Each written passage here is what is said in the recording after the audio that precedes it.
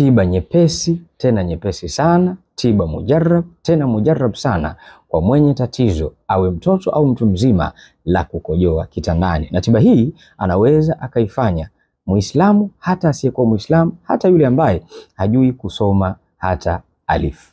Nisikilize vizuri, usiwe na haraka, sikiliza ili upate kujifunza kitu. Assalamu alaikum warahmatullahi ta'ala wabarakatuh. Na kuletea njia tatu, utachagua njia mojawapo katika hizi ambayo unaona wewe mwenyewe inakufaa. Njia ya kwanza, chukua makaa ya moto 7. Makaa ya moto 7. Alafu chukua maji katika sufuria, sufuria lako lijaze maji. Hayo makaa ya moto 7 chukua moja moja, tumbukiza katika maji. Usimimine. Chukua moja moja, tumbukiza katika maji. Alafu maji hayo nenda ukaogee. Zoezi hili unalifanya usiku kabla ya kwenda kulala. Nenda ukaogee hayo maji. Ukishaoga hayo maji, usijipanguse na taulo wala kitambaa.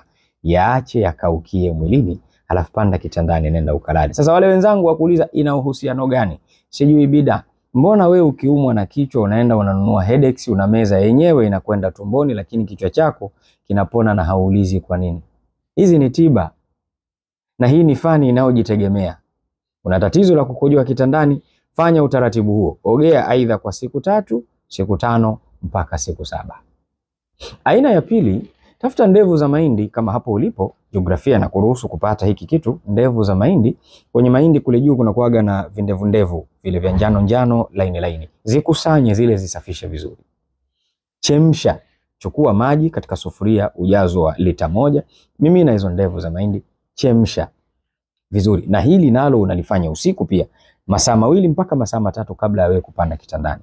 Ushachemsha, epua, chuja, kunywa kikombe kimoja. Kikombe kimoja usiku, masaa 2 mpaka 3 kabla ya wewe kupanda kitandani, kabla ya kulala.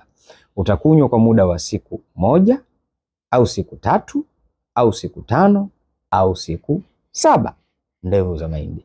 Kwa uwezo wa Mwenyezi Mungu, hilo tatizo la kukojoa kitandani unaweza ukalisahau kabisa. Lakini njia ya tatu, nenda katika duka la dawa za kisunna. Mwambie nipatie dawa inaitwa Harmali. Harmali. Ukishaipata hiyo dawa ya unga, chukua ya unga, rudi nyumbani, tia maji katika sufuria ujazo wa nusu lita, chota kijiko kimoja cha dawa, kijiko kikubwa, tia katika yale maji, chemsha, ichemke vizuri dakika 15 mpaka 20.